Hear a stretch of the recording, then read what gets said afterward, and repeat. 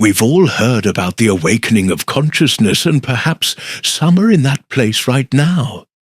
This state where we gain a new understanding of life when the veil of illusions begins to fall, and the truth about how reality works becomes increasingly evident, but few speak of the dark side of this process, embarking on the journey of self. Knowledge is not a simple walk toward the light. It is many times a journey through the shadows. When we decide to awaken, we are not just ascending to a life of bliss. Awakening means opening doors to parts of ourselves that we have hidden or ignored. Opening ourselves to full consciousness is like opening a portal where not only light but also shadow awaits us. Behind every insight there is a hidden layer of ourselves behind every revelation aside. We avoid looking at in this video. We will explore this forgotten and uncomfortable side of awakening and why it is essential. To embrace it, understanding the dark side of the journey, is not about fleeing from the truth, but embracing the human experience in its entirety. There is an idea, almost a myth, that the awakening of consciousness is like a magic spell that solves all of our problems. It is the promise of a full life, free from suffering, a state of uninterrupted peace where we finally find ourselves for many. Awakening seems like a place of rest, of relief, where the pains of the world no longer reach us. But this is the first trap of awakening, and it is as subtle as it is powerful. This kind of thinking leads us to believe that we just need to reach ascertained frequency or state of enlightenment for everything to dissolve. Is an enticing view, one that promises relief and turns awakening into a product to be consumed in the pursuit of instant peace. The truth, however, is that awakening is less about escaping pain and more about seeing pain with new eyes. It is less about eliminating problems and more about learning to coexist with them in their essence without fleeing or ignoring. It is the first point of disillusionment for many, realizing that awakening does not remove. The human condition does not eliminate imperfections, doubts, or anxieties. On the contrary, it amplifies the perception of them. True spirituality has no shortcuts. It requires confronting, not avoiding, and confronting oneself is painful because it forces us to face what we have ignored, hidden, or repressed. Over the years, upon embarking on the journey of awakening, one of the first things we face is the ego. This structure of identity we have built throughout our lives. The ego is a complex and sophisticated construction that does not like to be challenged, much less deconstructed, and when someone sees awakening expecting it to exalt or elevate their own importance, they encounter an abyss of frustration. For awakening does not nourish the ego.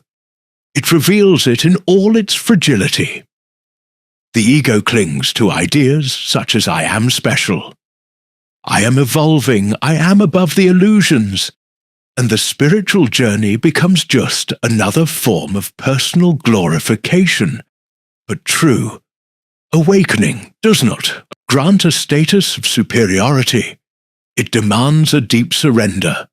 It reveals that we are not special beings, separate from the whole, but only a small wave in the vast ocean of existence. The illusion of awakening as a title that elevates use above others dissolves, and the individual finds themselves in apposition of humility before the vastness of the universe. There is an inevitable disillusionment that accompanies true awakening, and this disillusionment is painful. It is as if the mind which has long clung to beliefs, absolute truths, and external solutions begins to, under these foundations, disillusionment is a process of cleansing, a shedding of all the beliefs we've created about life and about ourselves. And this cleansing is for the most part uncomfortable, because it takes away our ground. When consciousness expands, it illuminates the internal shadows.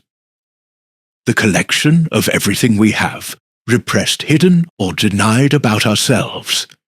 Most of us prefer to ignore this part, maintaining an idealized image of the spiritual self, but inevitably sooner or later the shadow manifests, and there is no way to proceed without facing it. The shadow is formed by everything we avoid seeing in ourselves, character traits we deem unacceptable, emotions we consider shameful, painful, memories we bury. It is what we repress, because it doesn't fit the image we have created for ourselves.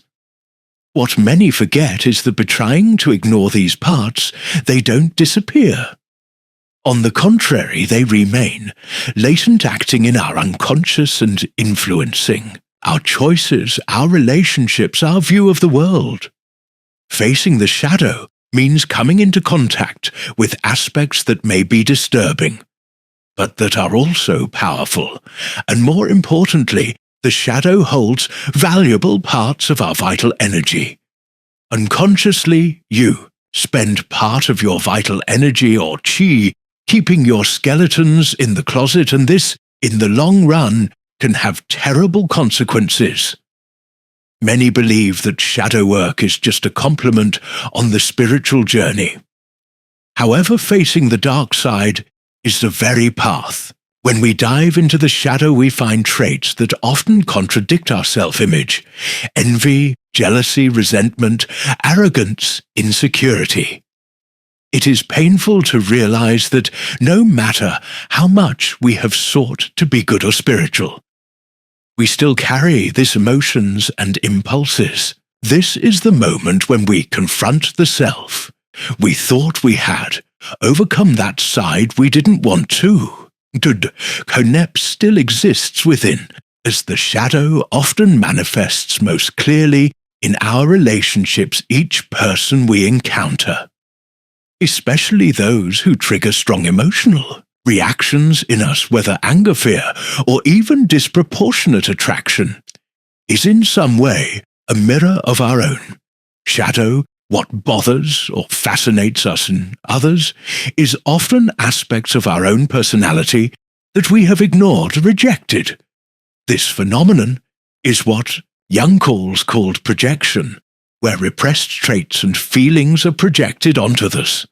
By realizing that what bothers you in others actually belongs to us, we cleanse our relationships as a path to self-knowledge, reducing the tendency to blame others for what in reality resides in us. Integrating the shadow doesn't mean indiscriminately embracing harmful behaviors, but rather accepting that these traits and emotions are part of our wholeness. When we resist the shadow, it strengthens maintaining subtle control over us, but by recognizing and accepting it, it loses its power over our psyche.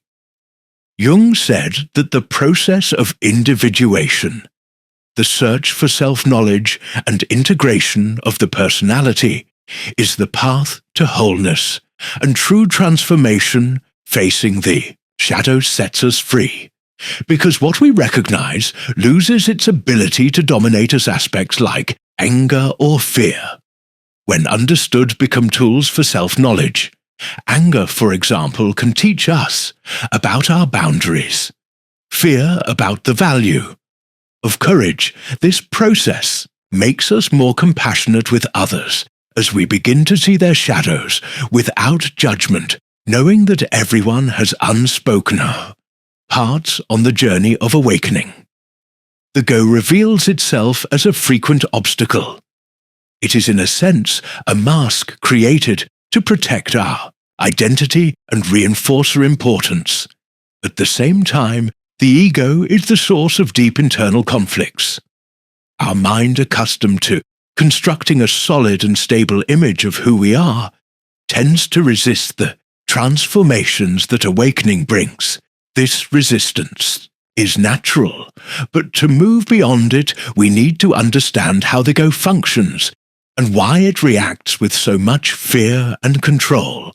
To the idea of dissolution, the ego is the center of our identity, a structure that maintains our beliefs, desires, and the image we've built over time. It is responsible for making us feel distinct, separate from the rest of the world, and it is precisely this separation that becomes an obstacle on the spiritual path. The ego creates an illusory sense of permanence, trying to convince us that we're defined by our thoughts and personal stories throughout life.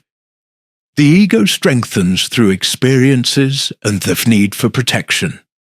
It clings to labels, successes, and even failures constantly, seeking affirmation of its worth, and thus any attempt at transcendence, any sign that our identity is not as solid as it seems, generates internal resistance. The ego fears dissolution because it views awakening as a threat of symbolic death for the ego losing. Its certainties and definitions is akin to losing its very existence.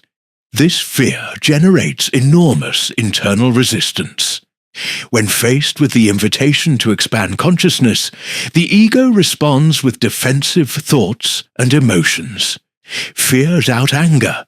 It's as if it fights to maintain control, to avoid being absorbed by something greater. This internal struggle is described in various spiritual traditions. Jesus, when saying that we must lose our life to gain it, refers to the need to abandon the illusions of the ego, to find true life. Losing the self does not mean annihilation, but an opening to a new way of living. Some people believe that merging with God or the light means losing individuality. But it is the opposite. It means expanding this consciousness to the entire universe, speaking in terms of vibration and energy. When two waves are aligned in frequency and phase, they create constructive interference. The energy of both waves combines, resulting in a wave of greater amplitude. The ego, in its relentless quest for control, even attempts to appropriate the spiritual journey. It wears the mask of enlightenment, creating the illusion that it has already reached a higher state in. His book, The Mask of Enlightenment, Chomtruna, explains that this false spirituality is an attempt by the ego to protect itself, transforming spirituality into a title and achievement rather than a journey of detachment. This phenomenon is seen when the ego creates a holy image, becoming attached to ideas of superiority, believing itself to be more evolved than theirs. By doing so, it avoids the real inner work and substitutes true awakening with a role, a performance. This trap of enlightenment is a subtle yet powerful diversion that can paralyze spiritual growth and keep the individual trapped in a cycle of illusion. The only way to transcend the ego is through constant vigilance and humility. We must observe our own thoughts and attitudes, closely questioning the motivations behind our actions. This exercise in self-awareness prevents the ego from taking control of our journey. Augustine, in his Confessions, says that self-knowledge leads to humility, for the more we know our own weaknesses, the less we feel the need to exalt ourselves. This practice, recommended in various traditions, consists of observing our thoughts and emotions without becoming involved with them by doing. This we begin to realize that the ego is not our true essence. This disidentification is a crucial step, for it weakens the ego's hold and brings us closer to a purer and more genuine experience of reality. Silent alert presence allows us to experience life in its fullness, free from the limitations imposed by the ego. The spiritual journey is not a linear path full of light and serenity. More often, it reveals itself as a crossing through a deep and shadowy abyss process, known as the dark night of the soul. This concept, originating from St. John of the Cross, describes a state of profound spiritual and emotional crisis, where everything seems lost and the meaning of life is obscured. This chapter invites us to explore the painful yet transformative experience. The dark KN of the soul is not merely a negative experience. It is a necessary phase for spiritual growth. During this stage, the person may feel existential helplessness, the loss of purpose, and the absence of connection with the sacred. What once seemed a well-lit path now appears to fade, leading to deep introspection and questioning of one's life and beliefs. Thomas More, in his book Care of the Soul, explains that this phase is an invitation to strip away the illusion we have built about ourselves, and life preparing us for a new understanding of the sacred. The crisis that characterizes the dark night of the soul is often accompanied by a sense of loneliness and disconnection, as Paulo Coelho points out in The Alchemist. This darkness is often a necessary passage for us to discover our inner light. The pain and confusion are catalysts that force us to confront unrecognized truths and abandon the limiting beliefs that keep us imprisoned. This process can be compared to a metamorphosis, just as the caterpillar transforms into a butterfly after a period of darkness and solitude in the cocoon. We too can undergo a profound inner transformation by accepting and traversing this abyss. The pain of the dark KN of the soul can lead us to a spiritual rebirth, where a new vision of ourselves and the world emerges. One key to crossing the dark night of the soul is acceptance. Carl Jung asserts that what we resist persists, while what we accept can transform during this period of pain and confusion. Resistance only prolongs suffering. When we accept the situation, we find ourselves in allowing ourselves to feel all the emotions that arise. We begin to create space for a transformation. Accepting the dark night as part of our spiritual journey allows us to release control and, in doing so, find a lighter path through the darkness. This process can lead to clarity that once seemed unattainable. The lessons learned during the darkness prepare us for a more authentic life, one more aligned with how truly are emerging from the dark night. Does not mean that the pain has disappeared, but rather that we have learned to carry our experiences more lightly, finding a new purpose and meaning in the quest for a higher state of consciousness and clarity. It is easy to fall into the trap of spiritual superiority. As we deepen our practices and knowledge, the ego can transform these experiences into a false sense of grandeur. Hidden pride can silently infiltrate, leading us to believe that we're above others. Enlightenment is often idealized as the pinnacle of spirituality, but this pursuit can quickly turn into a competition.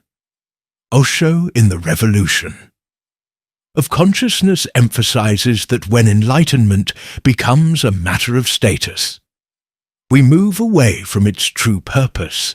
The ego begins to seek validation through spiritual achievements. leading to the belief that we are on a higher level of development compared to others. Baldwin Brown, in The Gifts of Imperfection, describes pride as an attempt to protect our vulnerabilities. When we feel insecure about our worth, we may cling to a faulty sense of superiority to compensate for these uncertainties. This deft defense can manifest in various ways, such as belittling others or developing a critical attitude toward those who do not follow the same spiritual path. This behavior not only pushes others away but also prevents us from seeing the richness of human experiences by placing a barrier between ourselves and others. We lose the opportunity to learn from the diversity of paths and perspectives. Spirituality should be an invitation to inclusion, where the experiences of all are valued, not a competition to see who has more knowledge or understanding. As we deepen in spirituality, we risk isolating ourselves in a spiritual bubble. Jack Cornfield, in The Path of Love, observes that excessive introspection can distance us from the world and authentic human interactions. We become so focused on our own growth that we lose empathy and connection with others. This disconnection can create a sense of superiority, where we begin to view the world as those who have not awakened and those who are on the right path. This duality is harmful and counterproductive, as it perpetuates the diet of separation and feeds hidden pride. True spirituality requires humility, and humility is not about devaluing oneself, but about redirecting our focus outward, rather than solely concentrating on our own experiences. Humility helps us recognize that the spiritual journey is a shared experience, where we are all learning and growing together. And each of us has our own struggles and challenges. True spirituality is revealed in the practice of service and compassion. The ego can easily distort the spiritual pursuit, leading us to believe that our knowledge or practice places us on a pedestal. However true, enlightenment is not about being seen as superior, but about the willingness to serve others. When we begin to see spirituality as a means of helping and supporting others, we move away from the superiority mindset. Serving others becomes a reflection of our own awakening, an opportunity to connect with humanity and create a network of compassion. Awakening to consciousness is not about reaching a definitive light, but about opening up to see all the nuances of the human experience. Those who embark on this journey must be prepared to face their shadows, their pain, and the illusions they have created about themselves. The truth is that awakening is an endless journey, where with each step we encounter new layers to be unveiled. And integrated, the dark side of awakening is in fact an essential part of the process. It is in this darkness that we discover our true strength and our capacity to love not only the light, but also the shadow. I truly hope this video has helped you in some way on your journey of expanding consciousness. Thank you for watching. If you enjoyed this video, don't forget to subscribe for more fascinating content just like this.